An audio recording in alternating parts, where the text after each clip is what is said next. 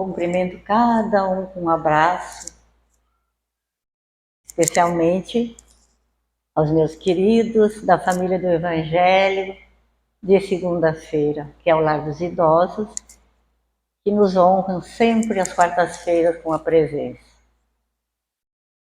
É um desafio para mim.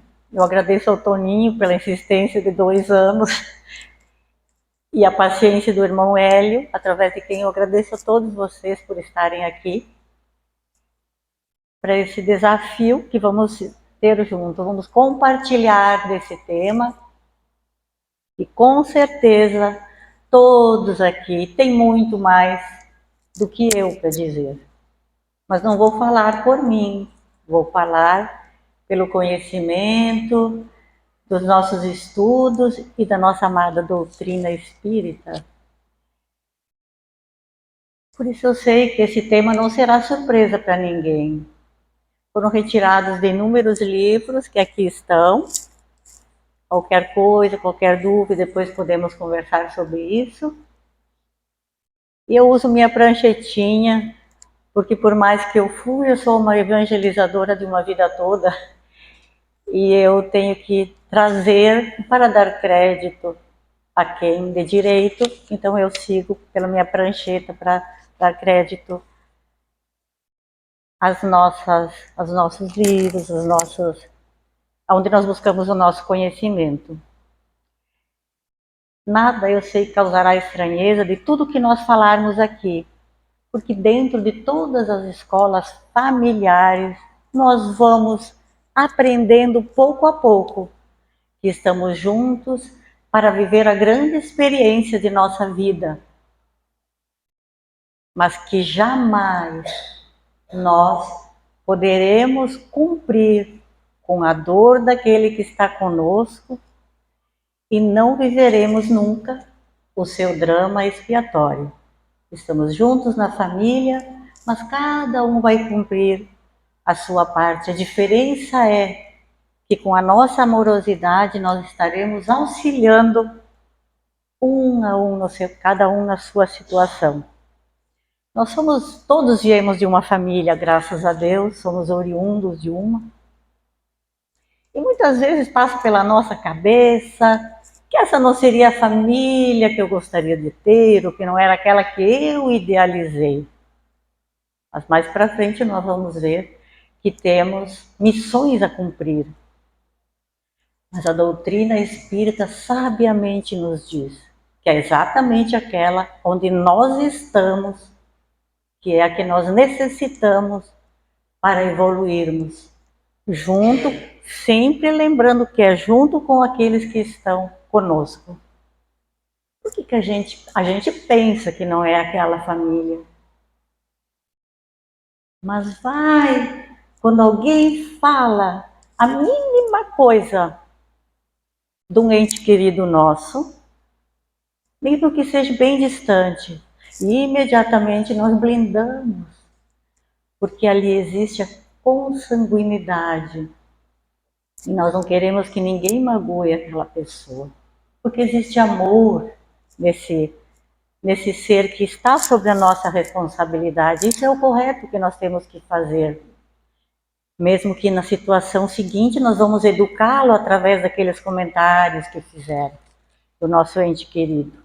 E uma vez mais, quando nós falamos em família, nós vamos pensar quão maravilhoso é Deus para conosco. Quanta generosidade. Poderia ter Ele nos posto em qualquer outro laboratório para que nós sanássemos as nossas dívidas, mas não. Nos colocou no seio de uma família, onde existe amor, afinidade. Esse grupo familiar que nós, estando lá, chamamos de lar. E lá nós nos sentimos confortáveis. Quando estamos felizes, quando estamos tristes, quando estamos necessitados de amparo. Porque nada faz sentido para nós se os nossos seres queridos não saibam da nossa vida. Por mais difícil que seja, é para eles que nós queremos nos reportar. quando a gente está reunido nessa família, é preciso que a gente aproveite aquele momento para usar a pedagogia de Jesus, usando o amor, a caridade, exercendo sobretudo a educação através do exemplo reformador, que todos nós sabemos como agir dentro da nossa família. Todos os dias, há décadas, séculos, a gente vê livros, revistas, postagens de todos os tipos, bibliografias, sempre estudando a família. E a família realmente merece ser estudada, já que ela é o grande bastião da sociedade como um todo. Essas são as palavras de Joana de Ângeles. Mas nós vemos terapeutas, psicólogos, psicoterapeutas, pedagogos, todos infinitamente necessários. Mas a doutrina espírita nos apresenta sempre, em qualquer situação que nós venhamos enfrentar dentro do nosso lar, em qual configuração que nós estejamos, ele nos apresenta uma grande ferramenta, aquela que alavanca o ser humano, é restauradora do ser humano individualmente e é o alicerce fundamental para a nossa vivência no planeta, no círculo onde nós habitamos, na nossa sociedade particular. Esse grande alicerce reformador é o nosso querido Evangelho segundo o Espiritismo, que hoje vem alicerçado com o nosso Evangelho para as crianças. Que quando nós colocamos em prática dentro do nosso lar o Evangelho onde há crianças, é tão bom quando eles usam o Evangelho lá na família, esse pequeno Evangelho, onde eles vão poder conversar em sintonia conosco. E para quem gosta de conhecer Jesus mais intimamente, mais próximo, aprender sobre ele, temos o Evangelho Redivivo, que hoje, por causa desse Evangelho Redivivo, desse estudo, nós temos a oportunidade de falar sobre a família. A importância da família, ela foi nos trazida como... Obrigada. Ela foi nos trazida para nos dar o grande exemplo da nossa vida, foi Jesus que trouxe sobre a família. Porque ele era perfeito. Ele tinha todas as qualificações. Ele era a pessoa mais perfeita do que se tem notícias, porque ele aprendeu tudo com Deus, nosso Pai. E Pai dele também. Mas ele se fez biotipo. Biotipo é essa figura que a gente tem, esse corpo, para aqui estar e demonstrar para nós que é necessário uma família para a orientação do ser humano como um todo. Com todas essas aptidões, ele vem a nos mostrar que ele precisava de uma família. Qual seria essa família? A Sagrada Família de Jesus, que era composta de Maria, a mãe generosa, a mãe amável e gentil, que sabia da missão de Jesus, mas sabia primeiro da dela, que é como nós pensamos sobre nós. Essa é a nossa missão. E ela sabia que devia conduzi-lo nas dificuldades da vida. Mas precisava também de um pai para formar essa família. Aí chega José, o pai silencioso, o pai do exemplo, o pai caridoso, orientador, o provedor. Mas hoje nós já celebramos que 90% dos pais eles saem desse silêncio, desse protagonismo, e vão para o protagonismo onde eles vão auxiliar na educação dos seus filhos, além de prover o seu sustento, e isso nos alegra bastante. A gente vai demonstrar que Maria assumiu esse controle com Jesus por uma determinada época, e é assim que nós devemos nos comportar. Ele nos trouxe todos os exemplos. Na época da Páscoa, Páscoa judaica, eles iam a Jerusalém, saíam de Nazaré com toda a família, se reuniam lá em Jerusalém e festejavam a Páscoa. Eles foram todos, Jesus junto, estando lá, completa-se a festa e eles regressam para sua terra natal, Nazaré. Mas quando chegam a uma distância, Maria se dá conta de que Jesus não estava. Ela volta prontamente e, chegando lá, 3 dias depois encontra Jesus a discursar no templo, de que todos nós já temos conhecimento. Ela ficou feliz, mas nem por isso deixou de ser firme, porque ela sabia que devia conduzi-lo nessa vida para ele cumprir quando chegasse a hora. E ela chega para ele feliz, porém muito firme, e diz: Jesus, por que fizestes isso conosco? Nos preocupastes? E ele, preocupar-se por quê, né? Ele sabia da condição dela, mas ela ignorou isso, sabendo que ela tinha que conduzi-lo. Então foi para esse exemplo que Jesus veio, que Maria veio e que José veio. Para que nós compreendamos que temos a missão junto aos nossos pequenos. Ela traz Jesus de volta para Nazaré, onde ele aprende a profissão simples do seu pai. A de carpinteiro, segundo relatos, né? E porque nós precisamos evoluir, sanando os nossos débitos, é preciso que nós vamos vendo que tudo que Jesus fez, o que ele sofreu, era para que nós aprendêssemos que temos que seguir uma conduta. Porque Kardec, na questão 775, ele questiona: o que hoje aconteceria se nós desfizéssemos os laços familiares? E a resposta veio em seguida pelos espíritos. Seria voltar à recrudescência da ignorância total. O que seria recrudescência no nosso vocabulário simples? Seria experimentar o sabor amargo daquilo que já não deu certo, daquilo que foi muito difícil no passado, quando as famílias eram muito desajustadas. Então o conselho que se dá é que não vamos desfazer os laços, vamos apertar cada vez mais os laços da família. Obrigada. Porque esse relaxamento não dará mais certo mediante a vida que nós levamos hoje.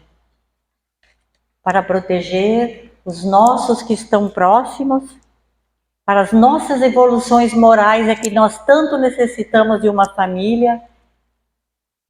Sempre foi o maior motivo de estarmos nessa encarnação, é a nossa evolução moral e daqueles que também fazem parte do nosso dia a dia, do nosso cotidiano e da nossa vida espiritual também.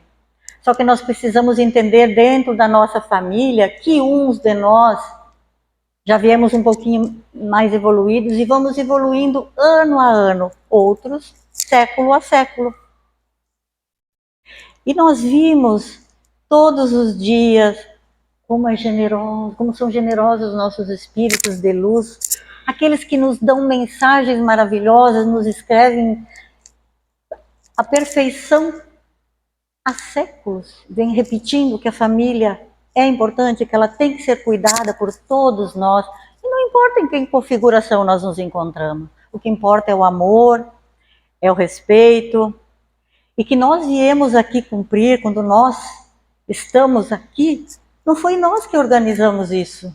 A nossa família foi organizada no plano espiritual. Nós só viemos aqui nos agregar e cumprir essa nossa tarefa no mesmo núcleo familiar. Porque muitas vezes nós temos que aproveitar o momento em que nós estamos ali, crianças, chegamos a recém aqui, simples, ignorantes, para aproveitar, porque depois nós vamos usar nosso livre-arbítrio e muitas vezes nos desviamos um pouco da nossa atividade. A gente sempre pensa, eu estou nesse núcleo familiar, então eu preciso realizar de todo mundo igualzinho. Mas não é assim. Cada um de nós, segundo a Gênesis, no capítulo 11, ela diz que nós somos um a um ano, outro um século.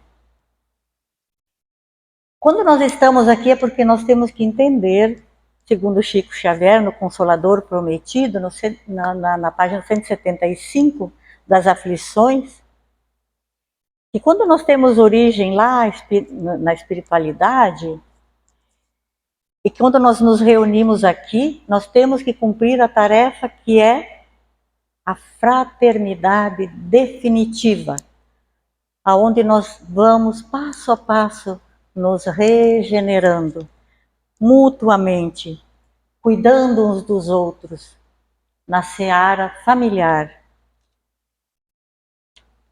Porque aqui eu vou fazer uma leiturinha que é de Francisco de Assis, que ele nos diz, Kardec relata, interai-vos dos vossos deveres, e pondo todo o vosso amor aproximai essas almas de Deus. Essas almas são aqueles que estão conosco. E vocês receberão recompensa se a cumprirdes, auxiliando e cuidando da educação daqueles que estão na vossa caminhada. Porque um dia nós estaremos, isso é inevitável, perante o nosso Pai, e Ele vai perguntar a cada pai e cada mãe, a cada um de nós que tomamos esta responsabilidade, Ele perguntará: o que fizestes dos filhos que eu te confiei? Uma coisa que a gente gosta de dizer na área da família é que nós possamos olhar, embora vamos saber que Deus sabe tudo da gente, se negligenciamos ou não, mas que nós possamos dizer: não fui perfeito, mas Pai, fiz o que eu pude, fiz o meu melhor. Então vamos tentar muitas vezes, porque quando nós estamos nessa posição de pai, mãe, nós podemos também não ter todo esse sucesso que nós queremos, né? E não é errado. O errado é não tentar cada vez mais. Então, sempre na primeira infância, vamos aproveitando a grande oportunidade de colocar sentimentos bons naqueles que estão conosco. E nem sempre é na infância. Muitas vezes, mais para frente, quando nós assumimos as responsabilidades com alguém, ou com uma família que vem depois. E Madre Teresa de Calcutá nos diz, porque muitas vezes nós temos aquela ideia de que porque eu estou aqui, eu sou o pai, eu sou a mãe, todos têm que pensar como eu. Teria graça? Não teria, né? A nossa missão é, segundo Madre Teresa de Calcutá, é da seguinte forma: ensinarás a voar, mas eles não voarão seu voo. Ensinarás a cantar, mas eles não cantarão teu canto. Ensinarás a sonhar, mas eles não sonharão teu sonho. Ensinarás a pensar, mas eles não pensarão teu pensamento. Porém, só tu saberás que tudo o que eles estão fazendo, você ensinou e eles aprenderam e colocam em prática. E para nós será o suficiente. Não precisamos dizer: fui eu que te ensinei, fui eu que te mostrei. Porque sempre que nós pensamos, então essa é a linda mensagem de Madre Teresa, como sempre, perfeita. Então quando nós pensamos que dentro, quando a gente se casa, muito jovem, cheio de sonhos, a gente pensa que quando vai estar lá na família, como diria meu querido irmão Antônio, só alegria. E não é bem assim. No início, tudo são flores. Nós pensamos que ali nós vamos conquistar aquela felicidade plena. E tem felicidade na nossa família, diariamente. Só que nós muitas vezes, falo por mim, potencializamos o mínimo que não nos agrada. Aquilo me desagradou, então eu vou achar que aquilo não está conforme deveria ser. Não pensamos igual, não sonhamos igual, mas muitas vezes eu preciso pensar que o outro, não posso sufocá-lo, eu devo ser amorosa e gentil, fazer com que eles sonhem, que eles imaginam que poderão ter uma vida plena e segura perto de nós, porque é para isso que somos família. Mesmo quando a família é um casal de velhinhos, um ajuda o outro, e não podemos fragilizar aquele que está conosco, porque também estaremos nos fragilizando espiritualmente. E a família também, muitas vezes nós achamos que ela não nos respeita, mas é o lugar onde mais somos respeitados, dentro das nossas famílias, porque lá eles nos conhecem integralmente. Eles sabem de nós, como somos, como pensamos, porque já disse, a doutrina já diz que lá, nós quando entramos lá somos realmente quem somos, né? Fora a gente dar uma enfeitadinha assim. Vamos sempre tentar viver a mensagem sempre das áreas da família, conviver em harmonia com todas as diferenças de que nós somos capazes. E não pensar que o outro tem que pensar como eu e eu mostrar o defeito do outro, o defeito do terceiro que está fora. Olha, ou então dentro da casa mesmo, fazendo comparações, porque um é mais a isso, o outro é mais aquilo, outro é menos lá, outro é menos cá. Não, vamos tentar viver em harmonia. É difícil? É difícil, mas é muito prazeroso. Pena que o seu Darcy não está aqui hoje, porque senão eu diria que é como a família, é como a gente pegar aquele quadro em branco, aquele quebra-cabeça, que vem aquele monte de pecinhas ali, mas quando a gente começa a montar, tem aquela paisagem linda e colorida, que faz todo sentido em nossa vida. Vamos chorar, vamos ter tristezas, vamos. Mas os momentos bons, eles sempre são muito maiores se nós os valorizarmos.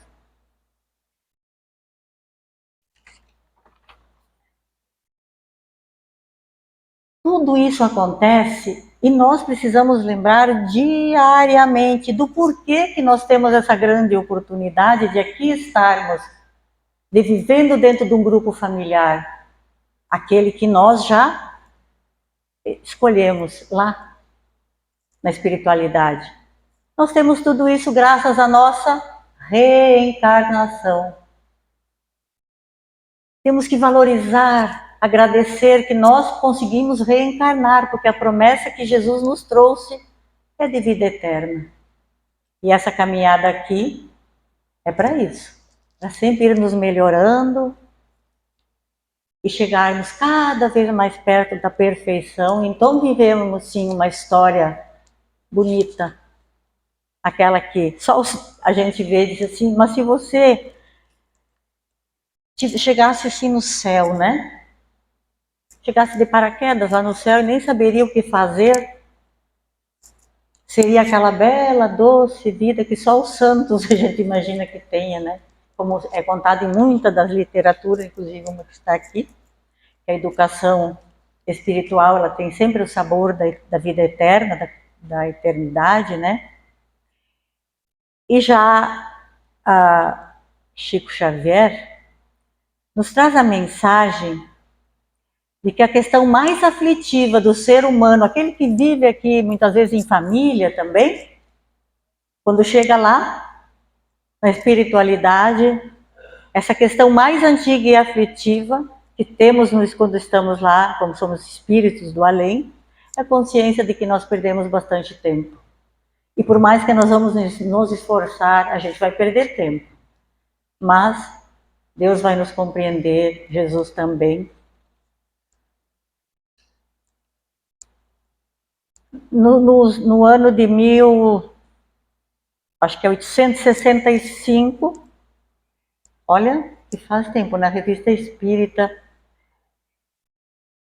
Lacordaire, que era um grande pensador, um grande estudioso, a gente vai linkando que todos pensavam, e ele foi escrito na Revista Espírita, que ele era um grande pensador, estudioso do catolicismo moderno, mas sobretudo ele foi um grande pregador. E alguém lhe pergunta: se eu atender os pobres, eu estarei quites com a família?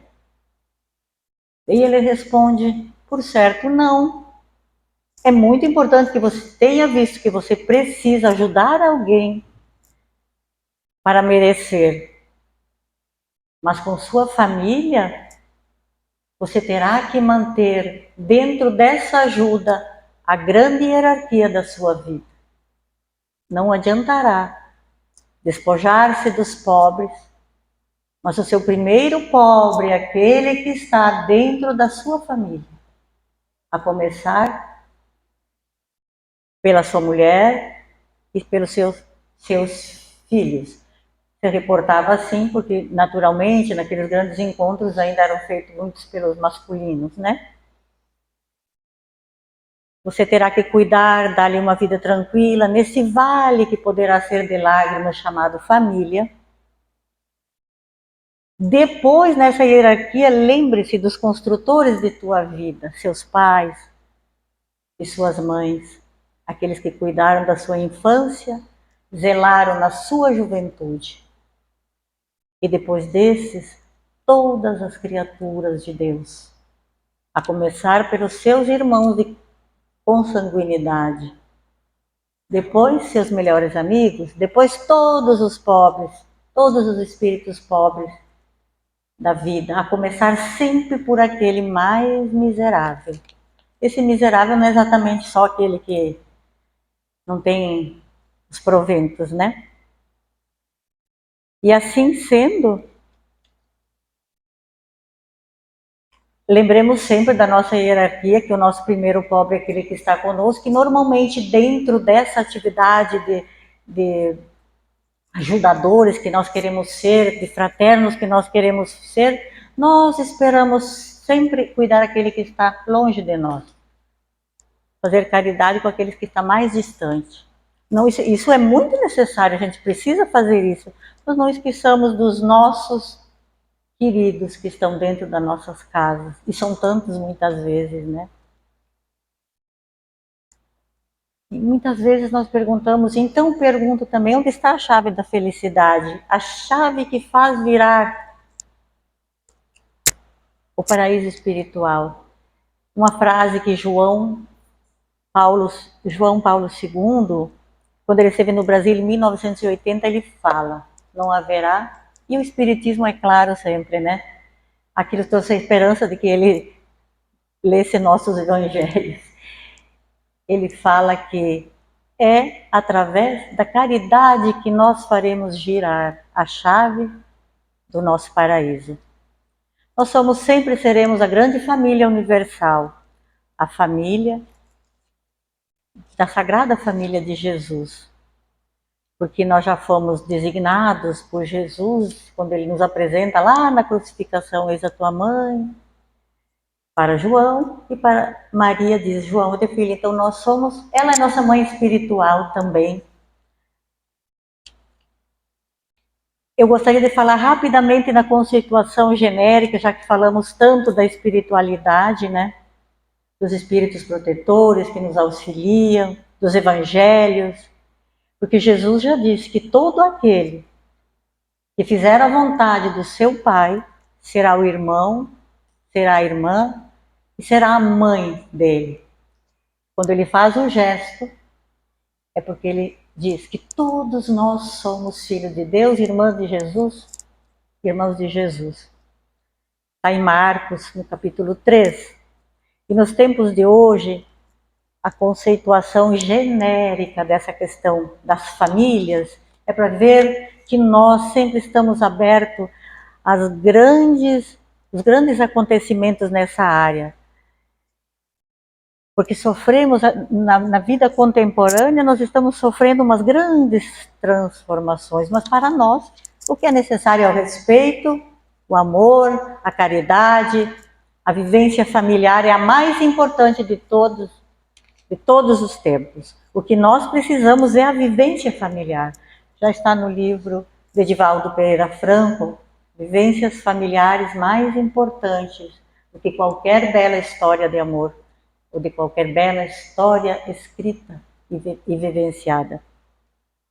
Então, na conceituação genérica, somos um grupo de raças afins que temos caracteres, somos semelhantes, mas para o Espiritismo sempre seremos almas de Deus.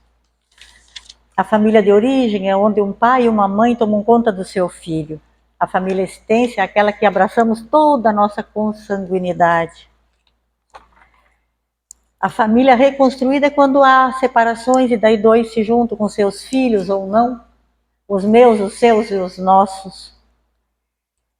A família homoparental é aquela em que os cônjuges comungam do mesmo sexo. A monoparental é quando só um dos genitores cuida dos seus filhos. A adotiva é aquela que adota como se dela fosse. As famílias acolhedoras, aquelas que acolhem temporariamente. As sem filhos é aqueles que já cumpriram possivelmente toda essa escala de filhos nas outras vidas e agora se comprometem em cuidar de todos aqueles, são os maiores cuidadores da família, de todos aqueles que fazem parte da sua vida familiar e consanguínea. Somos nós a sublime sementeira, e também damos atenção especial aos filhos adotivos que chegam nas nossas vidas. É preciso que nós os amparemos, porque sabemos que não somos nem pai nem mãe.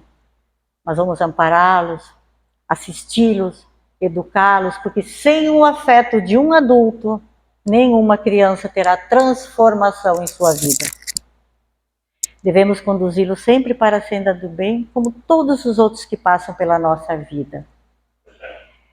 Porque eles não terão senão capacidade de relacionar-se e cuidar-se no futuro. Nós, família, ou aqueles que organizamos as famílias, somos a divina sementeira. Precisamos regar, cuidar e cuidar sempre. Para que todos se transformem no melhor possível, os homens de bem, os grandes cuidadores do seu próprio destino e do destino de todos aqueles que passarem por sua existência. Eu vou ter que encerrar, porque está bem curto meu tempo, mas eu quero passar uma receita, porque claro que eu tenho uma receita, né, de família. Eu espero que todos gostem da minha receita e se sintam confortados com ela. Receita de família é difícil de preparar. Precisamos de truques, segredos, temperos, aromas e às vezes, tá bom, dá vontade de desistir. Mas quando chega o nosso primeiro ingrediente, aquele aroma, aquela alegria, também é um prato que nos traz emoção. A gente chora de alegria, chora de raiva, chora de tristeza, porque a gente se emociona e se emociona muito dentro de uma família. E pensar que a do outro é melhor é pura ilusão. Família é afinidade, é a moda da casa. E cada casa gosta de preparar sua própria família. Porque tem famílias apimentadíssimas, doces, amargas, e tem aquelas que não tem gosto de nada, até parece dieta, mas que nós mantemos a pose dizendo que aquele é o melhor sabor, e para nós é.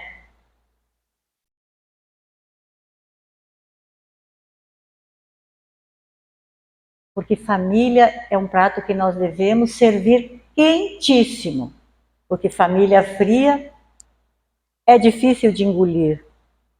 Enfim, receita de família não se copia, não se inventa, porque é um prato que quando acaba, não dá mais para repetir. Por isso, vamos voltar para as nossas casas, aproveitando da nossa família, como se hoje fora o último dia que nós estaremos lá, ou que alguém não estará mais. E aí, não há mais como servir o nosso prato. Vamos nos desculpar, vamos ser felizes, vamos sorrir mais, vamos lamentar menos. Vamos apertar nossos laços familiares para sermos felizes amanhã, mesmo que o ingrediente não esteja conosco, porque teremos cumprido a nossa tarefa em família. Eu agradeço muito a todos vocês e que vamos em paz em busca de vivências familiares cada vez mais estreitas. Que assim seja.